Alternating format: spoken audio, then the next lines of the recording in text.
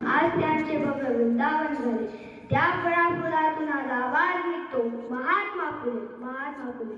सन्माननीय व्यासपीठ, पूज्य गुरुजन वर्ग आणि ते जमलेल्या माझ्या मित्रांनो, आज मी भरत गजानन कुरुंदकर तुम्हाला येथे क्रांतीसूर्य महात्मा ज्योतिबा फुले यांची यशोगाथा सांगण्यासाठी उभा आहे. महात्मा ज्योतिबा फुले यांचे पूर्ण नाव ज्योतिराव गोविंदराव फुले होते. त्यांचा जन्म 11 एप्रिल 1827 साली झाला. त्यांचा जन्म साताऱ्यातील कटगुण गावी झाला. त्यांच्या आईचे नाव चिमणाबाई व वडिलांचे नाव गोविंदराव होते. त्यांच्या पत्नीचे नाव सावित्रीबाई फुले होते. त्यांनी सत्यशोधक समाजाची स्थापना केली.